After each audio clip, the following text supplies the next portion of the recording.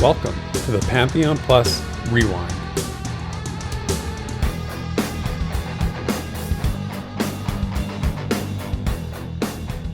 Hello, friends, and welcome to episode 131 of the Pantheon Plus Rewind, our weekly podcast dedicated to Pantheon, Rise of the Fallen, and its growing community. This week, we'll be taking a deep dive into the CohhCarnage pre-alpha livestream, sharing community content, and closing out with a special holiday edition of The Lore You Know. This is our last episode of the year, and we're going to send off 2022 the best way we know how: conversation and gifts. So grab a hot beverage of your choice and a comfy seat. Welcome to the family, and thank you for joining us with this week's Rewind. Man, it's finally here, the end of the year. It's finally here. Not only the end of the year, the week that we've had to wait to talk about Cohh's stream is finally here. This is grueling week, yeah. It was a grind to try and not be able to talk about this with, I didn't want to spoil our show for this week, so I tried to sort of limit the thoughts that I had on the stream throughout the course of the week. Yeah, true. It's finally arrived. Yep. Yay. And hey, man, it is the best gift that VR could have given us, right? It's the gift of stuff to talk about. Yeah, that's really what we're looking for. We're looking for conversation pieces you can provide, and anything that can help us keep the excitement going. And man, it's a good gift. This year always they do a good job, I have to say. At December, it seems to be where they sort of hit their groove sometimes. I remember it was a couple years ago they did an Amber Fate stream, or two Amber Fate streams, I think, right in the end of the year at December, and it's they always know that that's the time to sort of stoke that goodwill spirit at the end of the year, right? I guess so, yeah. And they're really closing it out right, I think, this time. Something that the whole year was kind of building up to, and so it feels really good. Feels great. It feels great. And it's on a personal note, it's the end of the week. I'm off on holidays for 2 weeks. I'm ready to sink into a cozy, quiet holiday. Yep. Well, who else is very cozy? I do, actually. Tell me that. Our wonderful, super cozy adventuring party.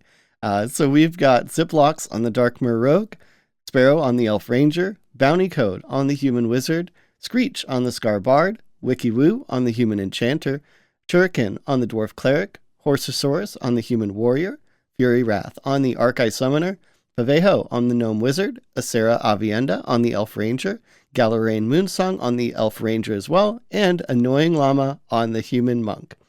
So, again, thank you everyone that supports our show. Thanks to the whole adventuring party, our viewers, all of you guys. And especially for me, this being, my first full year with Pantheon Plus, thank you for, continuing to welcome me in and just hanging out and enjoying what me and Theric and the rest of the Pantheon Plus team put out there for you guys. So, yeah. Dude, I can't imagine what this year would have been like without you. It's been so awesome doing this with you for the past year. I can't believe it's gone by so quickly. I just can't even believe it. Oh, well, yeah, it has gone by pretty quickly. But yeah, as usual, if you want to join the adventuring party, you can check out our Patreon link below. Or if you want your name on our festive, jovial scrolling banner, nice. Feel free to drop a super chat or super thanks here on YouTube, either during the premiere or in the comments below. It's all super appreciated and helps us do crazy things like giveaways. It's our biggest giveaway ever today. So everybody's hopefully here and ready to go. We are doing a pre-alpha pledge giveaway, an alpha pledge, and a beta pledge giveaway. So that's 3 pledges we're going to raffle, but put in the random draw. All you got to do is throw your name in the hat. How do you do that? Just hit me with an @Theric in chat and the YouTube play button emoji. If you don't include the emoji, it's not a deal killer. I'll still throw your name in the hat. It just makes it easier for me to see. Well, it just makes it easier for me to catch these entries. And I am always writing furiously during the premiere when we do these. But so good luck to everyone. The only restriction we ask is that if you've won a pledge on the show before, don't enter again so that somebody else can get in there. And just a reminder that if you have a Pantheon pledge already, you can stack a new pledge on top of it if that gets you to a new tier, whether that's gets you to beta, alpha, or even pre-alpha access level. We love to see it. And yeah, like I said, we'll draw near the end of the show during the Lore You Know segment and announce the winners then. So you do have to stick around till the end to for me to notify or to find out if you've won or not. And then I'll get you the details on how to collect your pledge prize. But it's so much fun. And again, you guys, everybody who supports the show, this is the only reason we can do these is because of that. So we thank you so much. And just, it all snowballs into making Pantheon into the game and bringing Pantheon to reality, which is what we all want. So yeah, that's so much fun. Yeah, man. Snowballs. I like what you did there. I know you're going to say that because it was like, we're in a major blizzard again here, as it always seems to be these days. But yeah, so snowballs, virtual snowballs and real snowballs are happening for me right very, now. Very applicable. Well, best of luck, everyone. But now that we've got the chat informed, we've got a lot to talk about. So what do you say we move on to the actual podcast, part of the podcast? I say we go. This week in Visionary Realms News and Notes.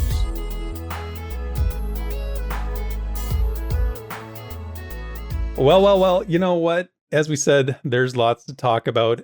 We had the Cohh stream last Saturday. The thing with this stream is that Cohh's shown Pantheon before, and you might be thinking like, why is this such a big deal? Yeah. Well, it was the first time in the entirety of the game's entirely long development that anyone other than the devs have been sort of just plunked down in the world and allowed to do what they will, right? Like no hand holding, no guardrails, no direction, just like you would if you were loading up Pantheon for the first time, right? Oh yeah. I mean, isn't that quite a statement too? Like that's a confident statement, and one that might pretend how they feel this project might be going forward. Absolutely. You don't do this if you are not sure about your game and you're not sure about the future of your game. So with that mindset, it was really important. This is a moment, in all seriousness, this is an important moment for VR to get it right. And there's, that's a question. Did they get this right? I think that's, where we're going to focus on today. We're going to discuss. And I mean, our attitude and how we, our general take on things is we try to see the positive in everything. And that's, going to be the case again. But we do have a lot of things to reflect on. Yeah. And it's, good and some bad and what we saw, and we want to give some honest opinions. So I know, Desiree, I've watched the stream a ton of times, and I'm sure you have as well. My question for you is, how many pages of notes have you taken at this point? Well, I mean, I'm not sure about pages, but as of this writing, it looks like I'm sitting about actually shy of just like 1,500 words, which it's actually a lot more brief than I expected. I'll be honest. It actually looks like notes and not an essay. Not like the insane scrawlings of a madman of some sort. Maybe not. It's very organized. I promise. I believe that. I believe that. So what we've tried to do for the show is identify 5 moments from the Cohh stream that we each thought were highlights or lowlights, as the case may be. We keep things balanced. To share with you today. And, then we'll wrap up the discussion with some final thoughts. So, should I get us started, or you want to get started? How about you get it started? I'll bounce off of you, and then we'll just kind of keep going, give a idea after idea here. Right. Okay. Sounds good. So let me give you I'll count backwards from 5 because that's the way I was sort of envisioning my, number 5 and then going to number 1. So the first thing I noticed is there was a real emphasis on mixed level content. And what I mean by that is when Cohh was just out in the newbie zone, he actually made some comments about the importance of having content that is of different levels. He used the example of that we hear all the time from EverQuest, Oasis. There was specters, there was sand giants, right? Yeah. And when you get into these modern games where everything in that area is going to be pretty safe for you, pretty level safe as it were, he said it. He said that's so boring, and it made my heart sing when I heard that, because, that starter zone he was in is actually a really good example. I mean, I say zone, it was just one zone, but I'm talking about more like the newbie area he was in is a really that's kind good of the example. zone within the zone, really. Yeah, the region, as it were. So he actually, if you're watching the stream closely, and I know you notice this, Desert, he finds a rather, how do we say it, familiar looking creature, large creature, not far away from where he was killing snakes and bats. But unfortunately for us, Cohh didn't investigate. He didn't take a closer look, and I was like, it's like, come on, man. It was on screen for so long too, and I think he was just like caught up talking about like development pipelines or something, like answering chat, and it was right there, and it was right there. If anyone wants to maybe take a peek, I think this was around like 1 hour, 3 minutes, and 55 seconds. See there, you got timestamps. Nice. I love that you have it timestamped. I'm telling you, I'm on amazing. it this time. I was expecting it to be long, but I was ready. Yeah. So the whole concept of just mixed level content in a relatively newbie area is just amazing to me. I love that, and I'm really looking forward to. They've talked about that a million times. They say how important that is, and glad that they're doing it. Glad that they're following up with it. Yeah. So that's my first observation. Well, that's a great observation, because like Cohh actually pointed it out specifically too. If you remember, like he kind of goes on this whole like tangent about how Pantheon's not this hub game where you go to these hubs and the level of the monsters happens to be exactly what you need for that area, right. And then you go to the next one and then the next one. So like Cohh's super on board too. But yeah, so my first, I could call this a comment. Is that comment? Of course you did. Of course you did. But I got to go with right at the start. So Cohh, he just starts talking to NPCs, man. He starts reading and getting into it. I think one of my favorite little flukes, I would almost say, is I think the first NPC he talks to. He talks to this, random NPC. It's not even like a big quest person, not the person standing at the dais or anything. Like, it was just some random NPC monk, disciple Tafa, I think, who gives this kind of short little backstory about how they ran away from Rulun because the seafaring life wasn't for them, and how they came to Thronefast searching for some mystics in the area that they ended up not being able to find. So there's actually like so much in that little dialogue that I think is really important to in-game narrative. For one, it gives a bit of a description of Rulun, which is this far off area from Thronefast, right? So it kind of paints a small picture in the player's mind. And then next, it adds a little intrigue that they're looking for some mystics in the area that they couldn't find. So I wonder, like, Theric, where might these local mystics be? It's a good question. I don't have an answer for you. I haven't done a deep lore dive yet, but it's definitely something I'm going to do when I go back and review it again and actually read some of the quest stuff that he did. But what it really does for the player when you hear something like that is it already sets this goal, or it sets like this destination in your mind that you're thinking, okay, well, once I get my newbie stuff done, maybe that'll be the first place I go. Will be Rulun. Maybe as a monk, it's important for me. Maybe there's something important for me in Rulun, right? So already as a player, you're thinking about your long-term goals, perhaps. Yeah. And Rulun has been referenced in the lore in a few places I can think of. I believe it's in the Ratkin, some of the Ratkin lore stuff that's you can find. I believe it's not on the main website yet. It might be on the wiki. But yeah, it's definitely a place that's been referenced. We haven't seen it. We haven't heard a lot about it, but I will definitely be diving into that. And I want to just sort of tangent here a little bit, because you're talking about something that I commented it's on. Already begun. Yeah. It's already begun. The first tangent of many. Cohh zoomed in real close on the monk master. I think Seun Gatsu, I think was the name of them, when he was speaking to him.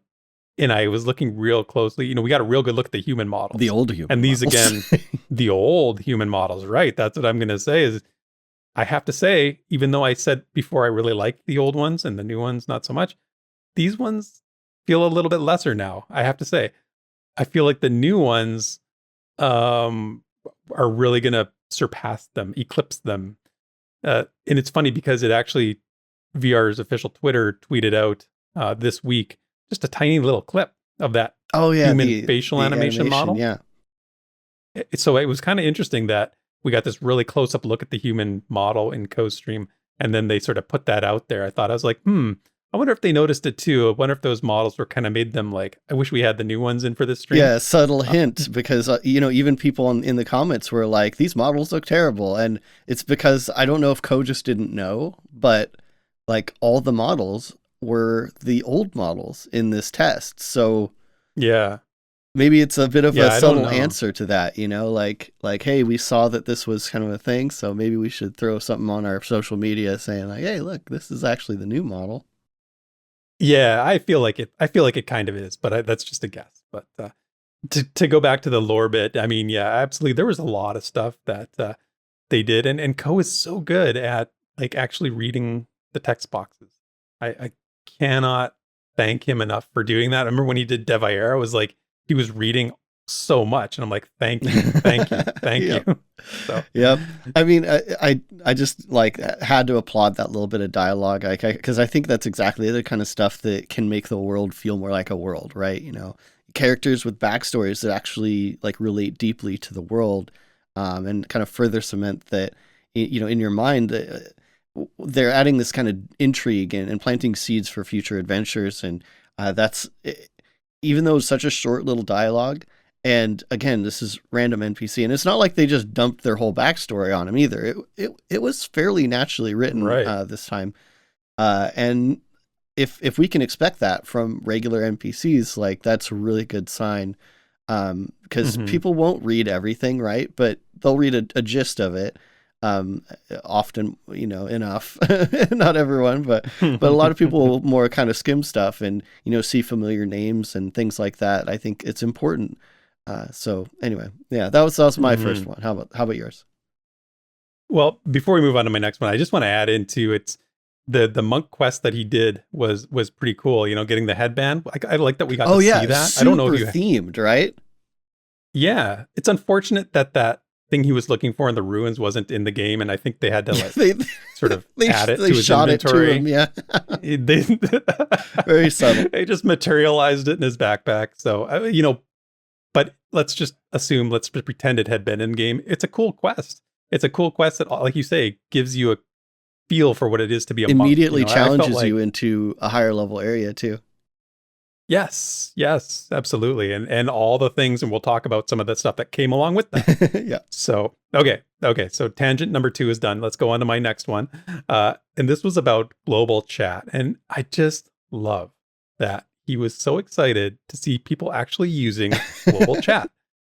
So people were looking for groups. Like he commented, he's like, hey, look at all these people looking for groups, like for Wizard, LFG, and it was this old school mentality that he likes and keyed in on right away. He actually ended up using it when he started his cleric. He went to global chat to see if there was like an equivalent of the monk master that he had talked to. And that's what I'm talking about when I say like, we joke around about global chat being a joke, right? It's a meme and people just like, I turn it off right away. And I've always sort of bristled at that remark, I think, because I'm like, I want to see what people are talking about. I want to hear the chatter. I want to hear and it's actually useful. Yeah. It's actually useful. When it is useful. For keeping you company. It's nice. When it is useful. Yeah. And in this case, it was. So I love that. Yeah. And this was like just typical out of character chat, which I think is going to be zone based in the future. I'm pretty sure they've said something like that. So it's still kind of local chat, but I don't know. I like zone chat. I'm a huge fan of zone chat because it's like, sure, it's like global, but it's not that global. It's still like relevant to something. Right. Specific enough that it's not like just whatever somebody feels like blathering on about. But yeah, I wish I could see his chat more of the time, but I think a lot of folks were trying to like guide him and help him throughout the stream. Often to no avail, right? But I'm glad he eventually got a group, you know, even though they just kind of randomly went off, you know, killing random mobs and stuff. But actually, it worked out. On that note, because I kind of alluded to it a little bit, Cohh was sick during this stream. So I'll probably bring this up again just to reiterate, but he did mention, and this isn't in the recording that the VOD that VR has on theirs. It's on his own stream, his own channel. But yeah, he was sick and considered putting off the stream. So I think that's at least a part of why, you know, maybe he was a little kind of out of it. And people were really trying to get him into it, you know, like trying to con the mobs, con the mobs. But yeah.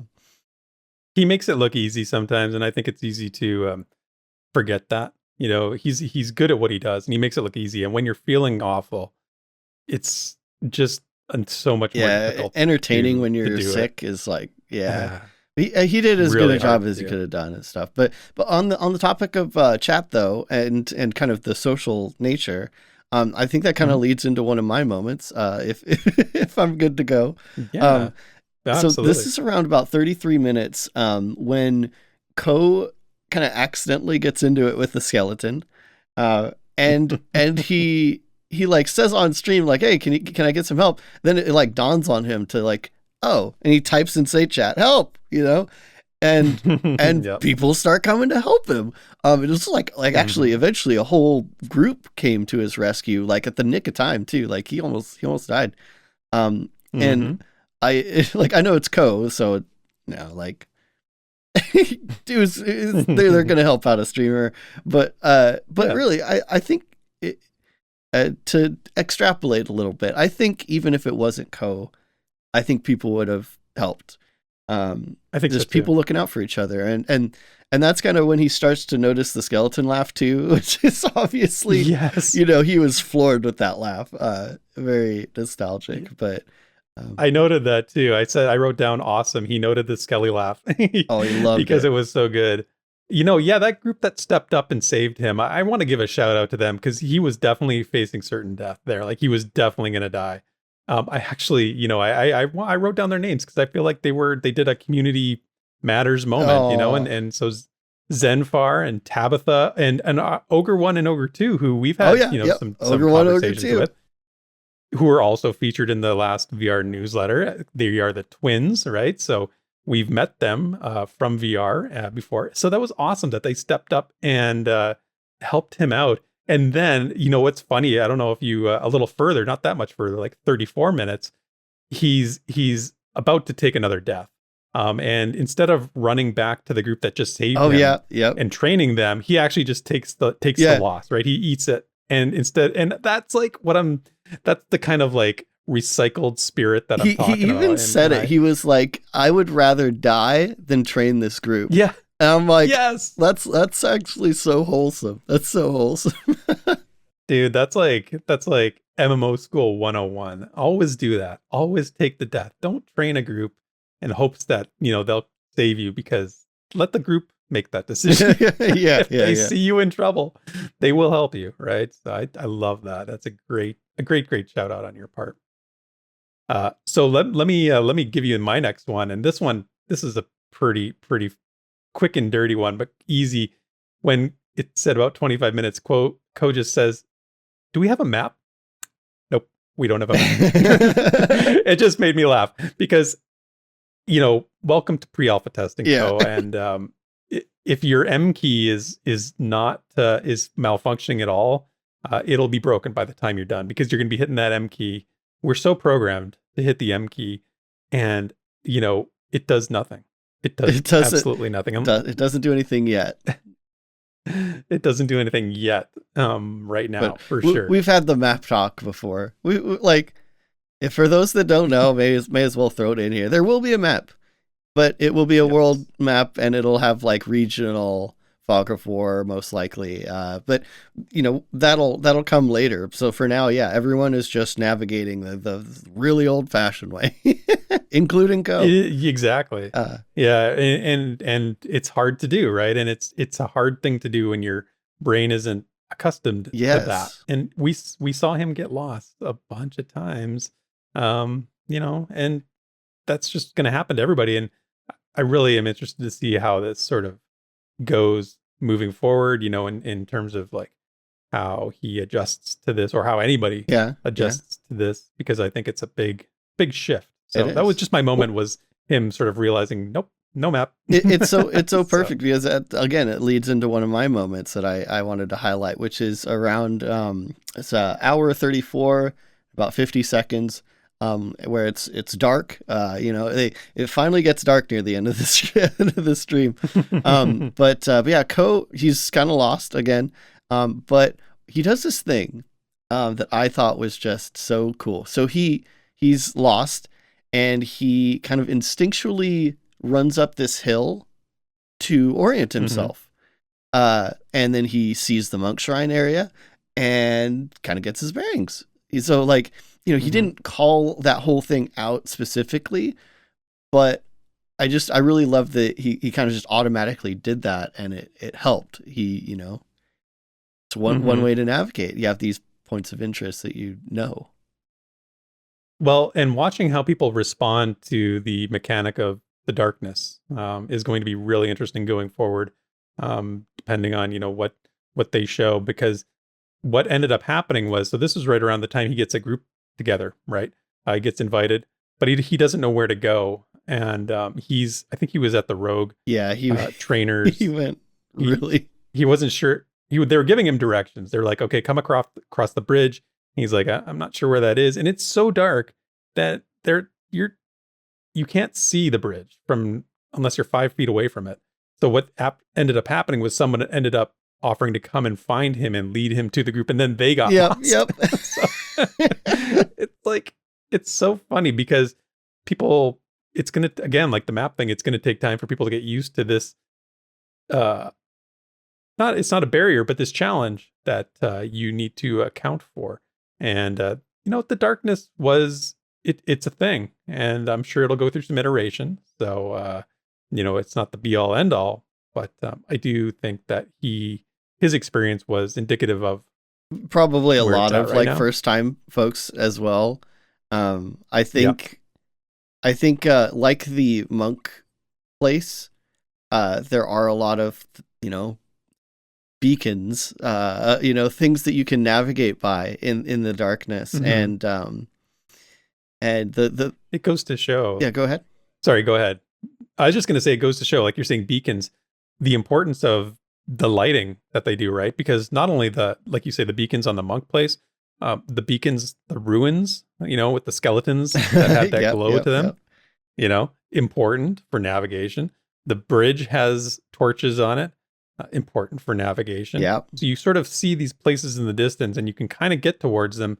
But then, something we saw a little later on is that if you happen to look away, or you're not really paying attention, you can run into things that you don't want to run into. yes, you can. But yeah, it was a funny experience a little bit. At the same time, because the limited time frame, it was like, dang it, all that time kind of like wasted a little bit. But it ended up working out. He found his people, and it is unfortunate they didn't ever actually get to the ruins. I know this is borderline, but I can't help but like, just so anyone knows, he didn't find the ruins. They didn't actually get to the ruins. So just to clear that up, right? Yeah. And fortunately, I mean, I think 75% of his stream was during daytime. It was only like the last little bit that was during the nighttime. Yeah. And I don't know if that was like VR, sort of tinkering with the timing of the day-night cycle. I don't think it was. It didn't seem like it was. But I kind of feel like it was the right balance. I wanted them to show the darkness, and they did. Yeah. But it would have been a bad time if the whole stream was like that. Yeah, for sure. It's just I think it's a beautiful game right now. I love the way it looks, and what we can get into the graphics or whatever we want to. But I think that during the daytime, the graphics and the way the game looks is better awesome. displayed, at least for now. I wish I could share my screenshots, but I've got some pretty nice night screenshots. Sure. And I maybe this is worth bringing up, and I don't remember if I have this elsewhere in my notes, but there was a moment during the night where he just kind of like looks up at the moon, at one of the moons, I should say. Like while he's in combat, which is I'm like, oh, that's kind of dangerous. But yeah, that's right. It was during combat. I'm like, Cohh, pay attention, he gets man. a little distracted. I think that's pretty fun. Fun thing about they're at night, and there's more. Those things have to relate to each other that I wish we could talk about. But since it wasn't necessarily said on stream, I can't say it. But it was a nice little moment there too. But anyway, do you got another one? Okay, I got another one for you. So this one is sort of a deficit, something that I noticed that is also a good testing feedback, and that's the UI, and as it relates to the new player experience. Now, Cohh, coming into this game, you could tell he didn't really know what some of the mechanics were. He didn't. One of them being readiness. So as a monk, as with other classes, but especially on the monk, readiness is very important. It's one of the main things that they use. But he didn't know what it is. It's a new concept. It's not really explained anywhere. So there was no, and I was watching him try to sort of sort through the UI to get to find a explanation for it, and it really wasn't there. So he was looking at like, how much does it spend? How do I build it? How do I recover it? They really need to incorporate a way to show the player, some of these core mechanics. If they're going to start having people play, or do these monthly pre-alpha tests, and the testers may know it from previous experience, but you're going to get probably new players, new play testers who need to be able to give feedback on this. So they need to understand, at least how it's supposed to work, because it's not explained anywhere unless you go back and watch VR streams, and nobody's really going to do that. So the readiness is just an example of one. There was other UI elements I think the stream highlighted a need for, and I hope that I hope this VR saw that and is cognizant of the player experience that he had from a knowledge standpoint. Yeah, does that make any sense? Actually, I think this is a great call out for a lot of things that Cohh didn't seem to be in the loop on. But on the positive side, I think this is great feedback for the devs, because so we're seeing the game through the eyes of someone that represents a person that just kind of gets into the game on a whim, and the challenges and the issues with information and stuff like that. It's like, Cohh didn't know what readiness was, or monk gates, or even near death. Actually, in that second moment that I mentioned, just after he gets saved, he goes and gets killed by that bonecaster when he didn't want to train the group, right? And he just reflexively revives, and not realizing someone could have probably saved him, since there were people everywhere. But not to mention all the things he seemed like surprised were in, like the attributes. I was like, yeah, Cohh, that's in. But I don't know. There are other things like, how he was climbing. Like I could tell, like, I don't think you actually, like, he's using like the automatic climbing, and I'm like, you could do more. But yeah, I'm sure there'll be plenty of people that don't know all the ins and outs of the game ahead of time. And those things should eventually be laid out much better than in the pre-alpha. But it is great to see through those eyes for, when they eventually do start adding stuff to guide players into those systems, which surely they will, but maybe now isn't quite. Yeah. Very, very much this stream could serve as a guide for where they're at with their new player experience, because he really, he was a new player in the game. And, you mentioned that the attributes is one, and I actually noticed at one point, I think it's like 31 minutes into the stream, he looks at the racial passives on the website. Did you catch that? Yes, I was actually going to call that out too. Yeah. He mentions like, oh, these are in, and I think somewhere along the lines there was some confusion about whether they're in the game or not. They're clearly not in the game. Yeah. I don't know where the confusion lies there, but he did talk about like, how impactful something like the human's charisma bonus would be in this game, where, how it affects the faction and everything like that. Yeah. So there was just a lot of stuff that I think they can take away and build into their new player experience just based on Cohh's experience. Yeah, and I know he's a busy guy, and he was sick and all this stuff, and so he's probably he's not going to be nearly as in the loop as people that are diehard followers. But it's a great example, and that like when they start moving into alpha and getting a lot of people in, like they're going to want to have something that explains the game in the game. For exactly that reason, so people don't misunderstand. But yeah, I did want to call out that there were those kind of situations where there was some misinformation. I think someone in chat even like said something and he agreed, and I'm like, no, that's not right either. But it happens. It'll pass, right? Yeah. On another note, you mentioned call out and the Purple Club. There was a moment where Homercles did a res on Cohh, and the brought him out of the Purple Club. So that was nice to see. So shout out to you, Homer. Yeah, I love you. He's like, Homer, save me. Which is funny because like, hey, that worked out, and he experienced a near death and all that. But yeah, there are a lot of little funny moments like that. Having the pickaxe equipped. It's like and fighting the crow with the pickaxe. I know. I knew that like it was killing me, and I'm like, if this is killing me, it's killing Desert even more right now, because he's all about like whoopsie moments, right? So Crow's beating on this poor crow with a mining pick. Yep. But hey, again, that's super funny. People will probably do. I mean, people will do that. I mean, I think that's been confirmed, and hopefully. Well, and the reason is, totally. And the reason is because again, in modern games, usually your harvesting tools go in a separate slot. They don't go into your main weapon slot.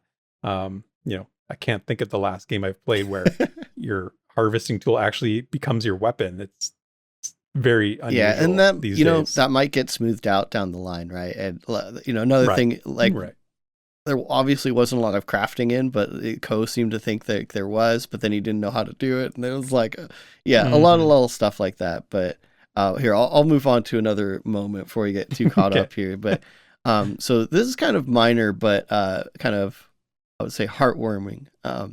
So there's a point around 26 minutes 50 seconds where Cohh's running around, and he just kind of throws this phrase out. He's like, "It's strange playing this without seeing white box everywhere." And man, I think a lot of testers felt that when testing started again, right? So again, we're still pretty far from finished, but just seeing like the world, at least partially, how it will be is just like, it feels so good, and I think this whole like situation, this whole change, it's just made the project so much more tangible, so much more valid. And there's and I already like mentioned with the whole moon moment and stuff, there's the times you can like take pause and appreciate the world a little bit, because it's more further along visually than it was previously. So, but yeah, it's like the world's is starting to feel like Terminus. It's just hard to ignore that, and I'm glad he took a few moments. Yeah, I was too. I mentioned how much I like the look of the game, and I think it looks great. To counterbalance that a little bit, when he got real close to that like screw thing, that's whatever that's supposed to be. It's obviously gray box screw, still a gray box texture. That was kind of like, I wish that hadn't been there, because I feel like that just it just takes it too distracting from the rest of it that looks so great. See, I think I'm on the opposite opinion, because I loved that was there, because it gives this kind of contrast, like hey, this is where we were, and this is where we are, like all in the same picture. I mean, yeah, obviously it looks bad, but it's obviously not permanent either, and I think that's I don't know, the statement made. It's sort of like a watermark for where the game has been, right? Yeah. Like at one point, the entire world looked like that. At one point, a year ago, only a year ago, the whole world looked like that. Yeah. Right. Yeah. I mean, the funny thing is with the way, when we're talking about the way the world looks, it was not surprising, I guess, but people sure have a hard time getting past something that doesn't look AAA. You know, like people just have such a hard time with that. And, you know, like I say, it's not a finished product, but even some people are just not satisfied with if something doesn't look like Elden Ring, you know, and it's like, oof, that's going to be hard to overcome. Yeah. And Cohh addressed that, you know, like he's really good at about like addressing these kind of like criticisms too. But it's true. Like and a lot of people either they don't understand like the difference in team size, you know, of VR versus a regular MMO AAA team that's literally 20 plus times as many people, and you know a lot of those are artists, right? And of course they like you can't just expect the same. It can still look good. It can still look good, just not like crazy AAA level because they've just got the resources, and it might be a deal breaker for some people, but I think Cohh makes a good point in that, you know, these games are more about the gameplay anyway. And it's still a step up. I think someone said like, you know, this looks like, what was the comment? It was like, this looks like EverQuest in 23 years ago or something. Yeah, there was a lot of that. And it's like, well, first of all, it doesn't. Like, I don't know what they're smoking. But even if it did. But like, even if it did. But yeah, I think it's just going to be something that people will filter through or not, and obviously Cohh's on one side there, and I think a lot of people that follow are on that side too. But hopefully people might acclimate too. Like we'll see. Anyway. Agreed. Okay, you ready for my next one? Absolutely. Okay, so this was, you know, we mentioned Cohh getting lost. He was trying to find the quest location. He was really trying to find where the monk master was sending him. It was, I think it was southeast from the ruins or the temple. I can't remember, southeast or southwest. And he was trying to navigate his way there. And he made this sarcastic statement, which I thought was hilarious. He's like, you know what I really need right now is a giant. Oh my God. And what I noticed though, and it made me laugh because I think this is the part where getting distracted, and whether that's talking to stream chat, looking at your phone, looking at Discord, is going to be a real impediment to playing Pantheon with any kind of skill, because like, and he's trying to do a lot of things here. He's responding to chat messages. He's doing, you know, trying to sort of keep an eye on his stream quality. Like, no doubt that there's a million things going on. Like petting his cat, some more necessary than others, you know, some tasks more necessary than others. But he was, you know, he missed some turns that I was like, no, you're going the wrong way. And even though it's not like because I know where it is, it's just I'm looking at the compass. I'm like, you're not going southwest anymore. So, you know, if he had paid attention, there's other signs that could have guided him. And then, like we talked about earlier, he runs right into a skeleton. You know, I really want a game that focuses my brain, takes me out of reality for a little while. I wrote an article a long time ago about what I'm looking for in my next MMO is something that it requires me to be in a Zen sort of state where I'm just, nothing else matters. Like I'm out of the world, I'm in the game. And it makes me kind of wonder, you know, watching him play this, I wonder about the Pantheon streamer experience. What is that going to be like? Because when you're a streamer, I mean, you have to be interacting with chat.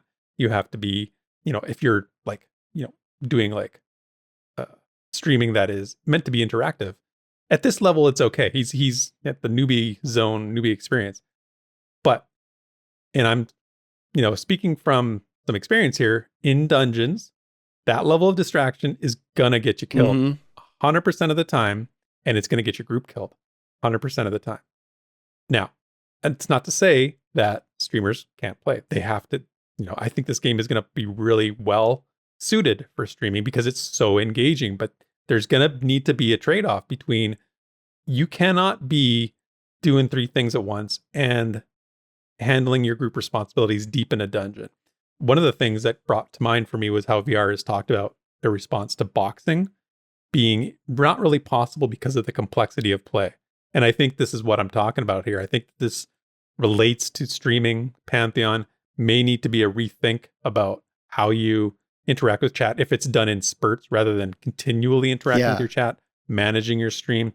I think for Pantheon, that what we all want is that complete immersion and take us out of our world.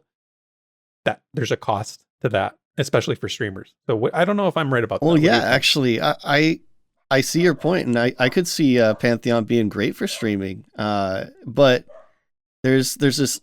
It's because in Pantheon there is that actual downtime in between the scary bits, right? Right. Yeah. But in this case, yeah, I don't think I don't think that was shown off really. If anything, like it was probably demonstrated the opposite, which is like not a good picture of the game, which is like, wow, this game's so easy. Cohh can just like semi AFK all the time, and frankly, except for all the time he died. Frankly, their group wipes at the end fighting random animals only. It wasn't even like they weren't in a dungeon. They're just fighting like trash because no one was paying attention. Right. And I think, with a game like this, it's actually harder to communicate that risk, that difficulty. Mm-hmm. And I really hope this gets shown off better in the future. Like, not to knock Cohh too much, right? But he is very invested in his chat, right? And that's great. That's one reason like his community is so awesome. It's so interactive, right? But how I see Pantheon streaming is basically checking up on everyone during those downtimes, because those exist, right? The game is made for that. And that's also why it's so easy to communicate in the game, because you can sit down, you type some stuff, you go back and forth, everyone's rested. Okay, we go to the next pull. Right. But for this case, it was just a matter of pure like distraction and just kind of fumbling around. And I really hope that is, the whole like, oh, this is just really easy kind of a thing is not the takeaway from the stream. If anything, it's just like, if I want people to think like watching the stream, if I was playing this game, I would have gotten, I would have done so much more. Or I would have gotten so much further or whatever. Because I think at least that is a better approach and more realistic to how the game actually is. That's that you nailed it. You nailed it. That's exactly right. It kind of gave you a false impression a little bit that you could play this sort of with half an eye on the screen sometimes.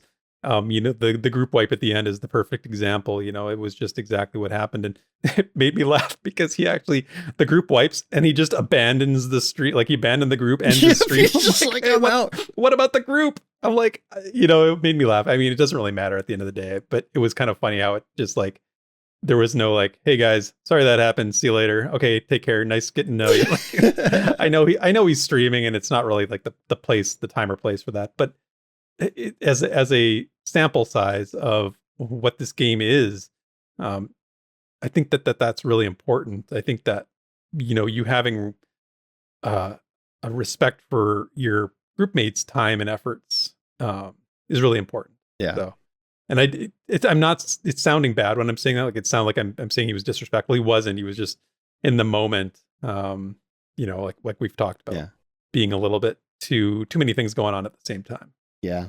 Well, I mean, on a more like funny note, can I cheat a little bit? Because you touched on this, and I don't want it to be like my last moment, but it cracks me up because so you mentioned that little sarcastic thing that he said about the quest marker, right? And and this rant kind of started at about 32 minutes 35 seconds, and I want to grab the whole quote because it's pretty funny. So I'm gonna try to Cohh as much as I can here, but so the quote goes, "Man, they should really have some like giant yellow arrow pointing directly at what I need to interact with. This whole like running around, not sure where I'm supposed to be, going thing is really exhausting. And frankly, I don't have time for this. Maybe I could have a map with a big red target right where I'm supposed to go." seriously, this is ridiculous. And which, of course, it's a lot of epic sarcasm, but I mean, really spot on, right? Hopefully that didn't, rub people the wrong way, because it was very sarcastic. But I think it's worth highlighting, because a lot of people do feel this way and like these things. But Cohh knows that there are benefits for not having them as well. I think that makes that a really great moment. So I had to steal it. Well, you either hear that one of two ways. You either hear it with the epic sarcasm that he intended, which speaks to what we all have been saying for so long, that we don't need games to hold our hands. Let us make mistakes. Let us find our way. Don't do that. Or you heard it as, yeah, I actually want that. Yeah. Oh man. If you want that, you should probably, might not be the game for you. It's probably not. Yeah. I should go back and check his VOD for the chat. And see if anyone actually responded positively to that. But yeah, all right. So my final moment, though, my actual one. Now that you've let me cheat a little bit, I allow for a little. Okay. Well, it's just because this is pretty tough. Because there were a lot of things in the stream where Cohh said something really poignant that I want to shout out, but. Well, actually, when there's one point where he actually calls out someone in chat for being a dickhead, or the whole I don't want to blow your mind here, but you don't have to read the wiki comment. These are all great comments, but comments. But I think my favorite moment, and I'm gonna switch gears into wholesome mode here, was about an hour 51 minutes, so right at the end of the stream. When Cohh addresses someone in chat, and he just, it's the question, the joke that keeps getting thrown in, probably the whole stream, right? But he just kind of takes a moment, and I'll quote a few bits here. So Cohh says, the meme of this game is that it's been in development for a huge amount of time, and that's a totally valid thing to say. It's been in development forever. Yep. Is it ever actually going to come out? It may have been in development a long time, but it is actually making progress and coming together. And my favorite part of this Cohh quote, where he says, there are many times throughout the development of this game that, frankly, the team could have given up. When years ago, funding wasn't what it is these days. Or Brad MacLeod, one of the leaders of the project, passed away. There were lots of times where it would have been easy to stop the project. But they haven't. They've kept going, and here we are. So that's got to be my favorite little moment, because it's too true. That's excellent. Too true, Cohh. It is too true, and it's excellent. You know what? The one piece of that you didn't mention that I took note of was the question that prompted it. Somebody said, "Is this the Star Citizen of old MMOs?" And that's a 100% legit question. Everybody should ask themselves that question, because you should do that kind of critical analysis on every decision you make. And if following Pantheon is one of those, you should be asking yourself that question. His response was spot on. It's he knows that game. He knows what Star Citizen's all about. He knows what Pantheon's all about. He sees a difference. He sees progress. He sees things happening that put him in a position where he's willing to say, yes, this is something I can get behind, I can believe in, and I can trust. So, that's what it is. And that's where I sort of, I'm so glad, because I didn't see that coming at all. So that was a nice thing. Yeah. So. Well, two little bonus things, just because.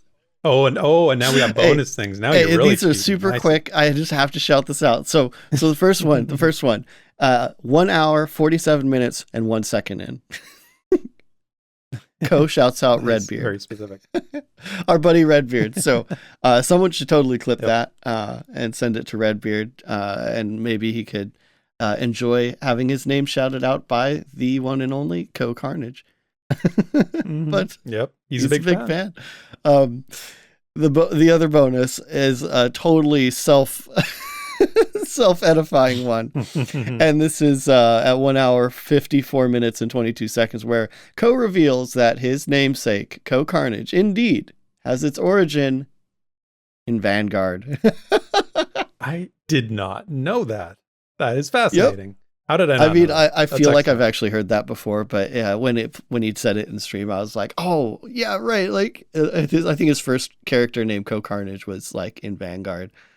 So anyway, so like we should probably wrap this all up with kind of like a, I don't know, overarching, What what does it does all it all mean? mean? What's the Right. takeaway? Yeah. What's the takeaway? So yeah, we've talked about all our favorite moments. But as we've gone on about leading up to this stream, it was big in a lot of ways. Like this was a big deal, kind of turning point for the project. So with this whole stream in mind, like what are our big takeaways? What would we like to see? What do you think we could, or do you think they could do better? Or what does it mean for the project going forward? So for me, the big takeaway is that after a really long time, or a really long and grueling development timeline, we've actually got this solid foundation. The game is there. It's very playable. It's surprisingly stable. If anyone noticed that there was a little crash in the middle of the stream, but he just immediately got back in, like no big deal. Yep. Yep. But yeah, there's a lot of systems missing still, and tons more to do. But the core is there. And like Cohh said, if they built out the world with just the core mechanics, I think a lot of people would at least be satisfied. And not to take a dig, and you just did such a good video on this, and I'm gonna point on this a little bit, but because I still love Embers, Adrift, but I think if they just did exactly that, they just kept the core and then they just started to build out the world, we'd end up in the same boat. Yeah, hard to argue with that. But luckily, there's a lot more distinguishing Pantheon that has yet to come, and now we finally got that foundation for building upon this. So this stream kind of showed off that foundation, I think. And while it makes me honestly a little sad to see it kind of shown off as just like 2 hours, by Cohh, who was sick, he was really distracted, and we only got to level 2. We never saw a dungeon. Basically just kind of dawdle around in this like very small part of Throne Past for a little bit. It's something. It most importantly, it's authentic. No smoke and mirrors. It's the game as it is, and from here on, VR is going to build on that more and more, and hopefully Cohh gets to show it off even more as things go along. He mentioned what he wanted to do. I wouldn't take that as like what's going to happen, guys. Just I really think that was Cohh just saying like this would be neat. But we'll always have the folks that are like, it's been in development for blah blah blah years, and but we're to a point where the game itself is here, tangibly, and now there's this growing team that is ready to push it forward much more rapidly. So I guess it comes down to, I think this is a bigger statement for me to say, and I know the optimistic Desert is coming out here, but I think this is the end of the hard times. That's my takeaway. I think we're in the age where Pantheon, it's on the board. It's real, and it's some might say imminent. I was like, say it. Yeah. So here's my angle, and my takeaway on this is similar to yours, but a bit of a different approach to it. I think over the years, some of the things they've shown off the most exciting parts of Pantheon. They've shown these dungeon crawls deep into the depths of Halnir. They've shown, a raid zone with Sleepless. They've shown demonstrations of high-level AI-specific combat scenarios and so on. And those are great to see. Don't get me wrong. I'm not complaining about that. But they're all out of content. And if you think about this, think about your typical day playing an MMO. What's that look like? It's just logging in, spending a couple hours like he did, maybe not even that long. It's like just hanging out. It's doing things. That saying is, life is what happens when you're making other plans, right? Uh-huh. In game, you're just sort of hanging out, running around. Maybe you're crafting, maybe you're soloing. You know what I'm talking about here. This stream, I think, gave us the first time we've ever seen what an average person's day or experience might look like in Pantheon. Then it's not just like a newbie, like a new player experience. That's what I'm talking about. I'm talking about like just being in the world, what the day-to-day of it is. We look back on MMOs all the time. We recall our favorite moments, the big epic battles. And if we're honest, most of the time we spend in MMOs is just doing what Cohh did, to be honest. For me, like this is 100% when I hear they say, worlds, not games. This stream showed the world part rather than the game part necessarily. Not 100%. It's, it's like 80-20, maybe balance, maybe a little less. But the question is then, what does that mean? What does that mean for the project going forward? So now there's this raw baseline experience out there that people can judge. And I think that's a very, very good thing. Now, will it mean there are some people who are looking for a more structured MMO experience? Yes. They don't like that kind of like free form. I'm in a world. Why is the game not telling me what to do? Yes. Saw that in the Embers video that I did. That was one of the things people brought up. I need to be told where to go. I need to be given some not guardrails, but I need to be given some direction.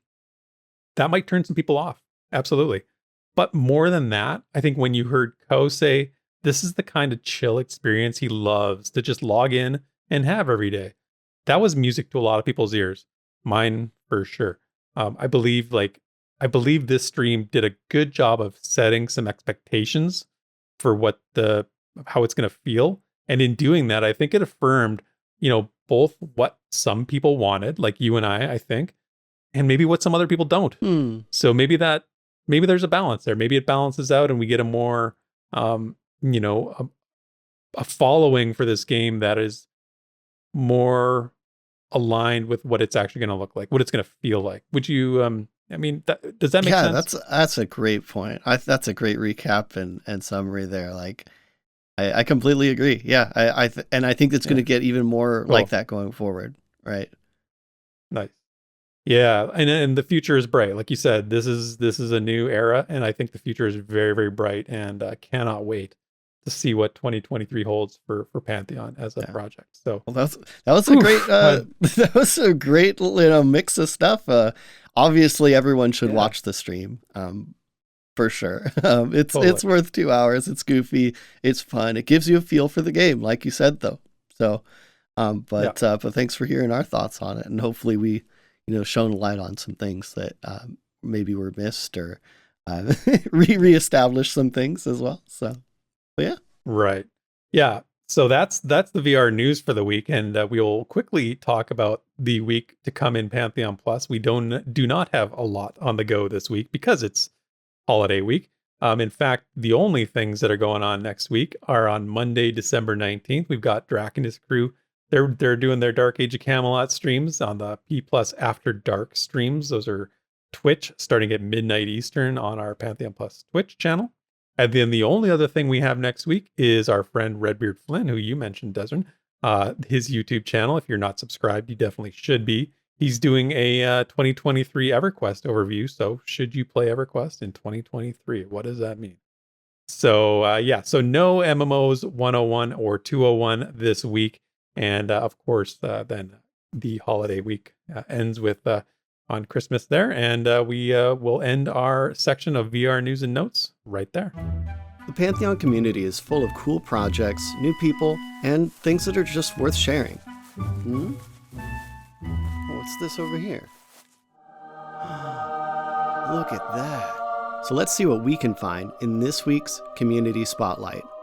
All right. So no surprise, we took a bunch of time in the rest of the show. So we're going to jump right to Community Spotlight. And we've got a good handful of things here.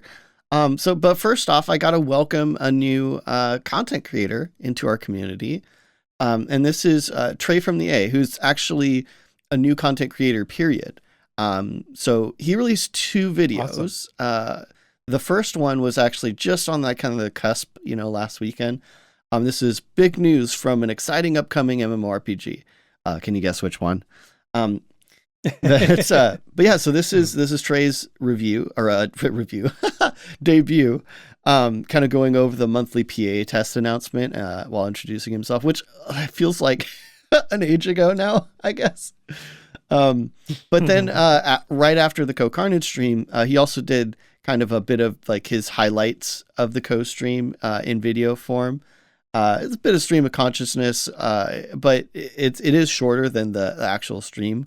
But yeah, 2 pieces up on his channel. Usual, got it all linked down below, so you can go say hi and appreciate a new content creator. That exciting? Yeah, go drop a like and leave a comment. Let him know you've seen it and you heard about it here, and we can feature more of his stuff in the future. Yeah, totally. Awesome. And then the next one, Disparate Worlds, another brief. So this is Pantheon brief, pre-alpha monthly testing and award. So again, going over the announcement about the monthly testing, and the public Cohh stream and all that, but also the MMOgames.com best upcoming indie MMO vote. And I'll add a little tidbit here because I love what's on the certificate, because I had to read it.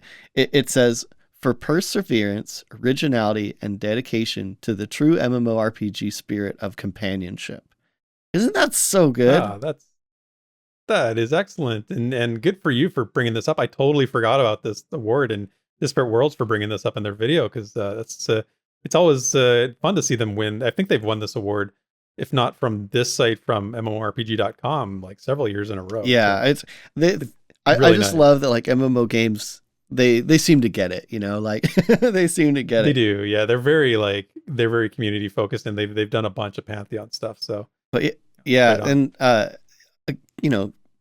really cool that they gave out the award, and both that Disparate Worlds brief and the MMO Games Award article are going to be linked below, just to have them both on there. But thanks for Disparate Worlds for like reminding me, because I had seen it when it I saw it on Twitter, I think, and then it just kind of like glossed, went over my head, which yeah, I does remind me another thing I unfortunately forgot to mention last week, which was the MMORPG.com Players' Choice Awards voting.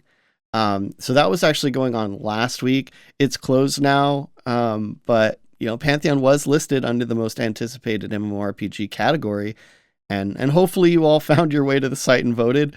I'll remember next year. I remembered because I loaded it up. It wasn't working on iOS when I was at work, and I saw the poll got posted. So I was like, made a mental note to come home and do it on my It's just so bad because like I voted as soon as I saw it. But then I was like, didn't think in my head, oh, maybe I should put this on the rewind. Like, gosh. Yeah. Yeah, we're not perfect. All right. Very true. Speaking of people that aren't perfect, or are perfect, I should say. Wait, what? Redbeardflynn posted a video, the State of MMORPGs going into 2023. Now, this isn't specific, like only about Pantheon, but so this is Redbeard kind of going back over all of his predictions and stuff regarding various MMORPGs over 2022, and kind of recapping and updating. But of course, Pantheon has its spot here, and you can guess how that goes. So. Like you said, nobody's perfect, right? Yep. And it's great to see his reaction to his own stuff for sure. But feel free to check that out and just see how wrong Redbeard was. Yeah. I love it. But then next, and this was dropped right when I was doing the script, so I'm really glad I caught this. But BazgrimTV, so good old Baz, he's got a new video about the CohhCarnage live stream.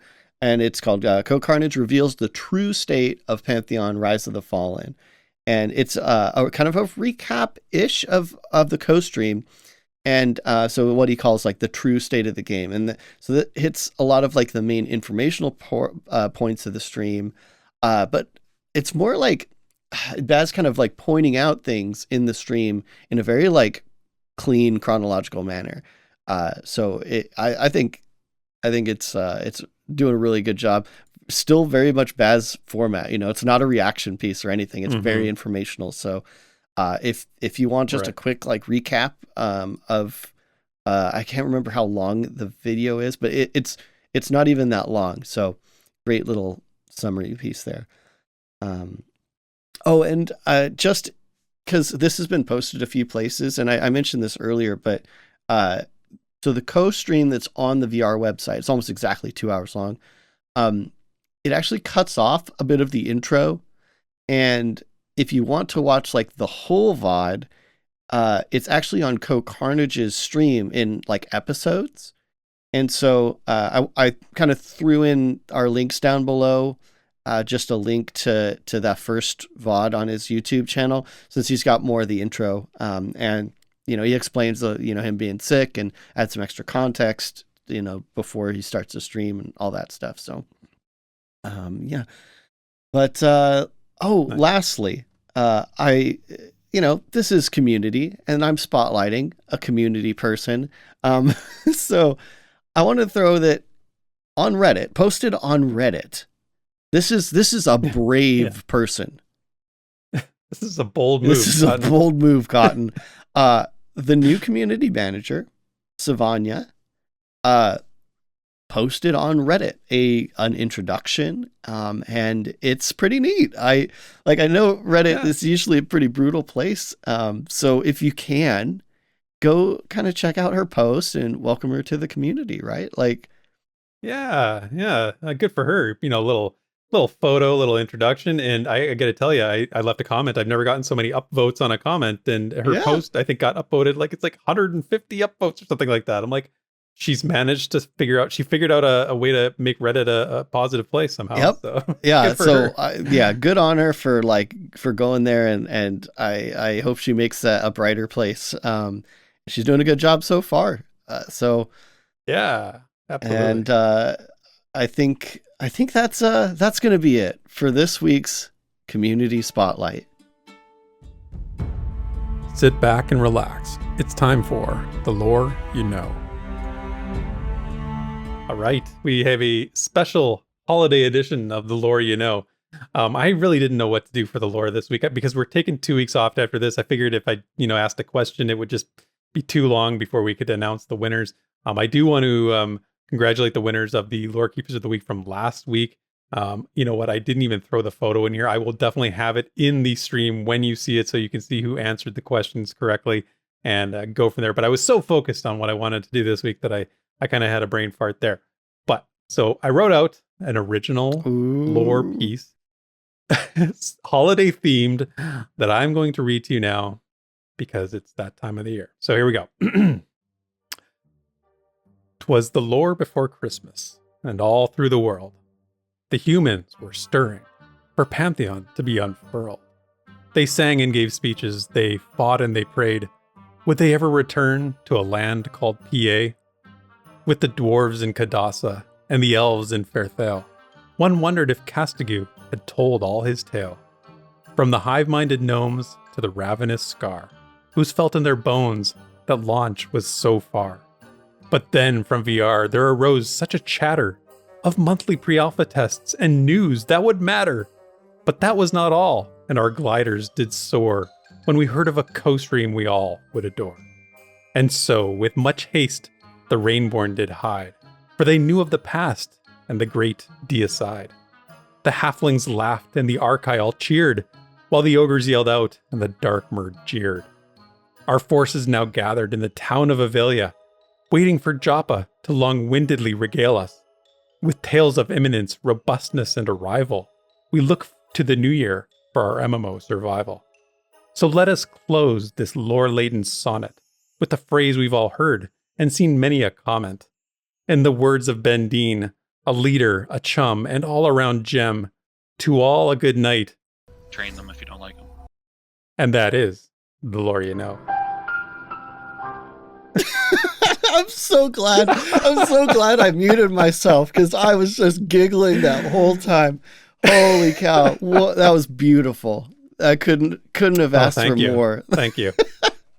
I'm accepting Oscars, Emmys, any sort of awards you may be handing out, but that was fun. I was writing that and I got to that last part about Ben Dean and train him if you don't. I'm like, it took me so long to find words that would sort of but it was so leading perfect into that to line. end that.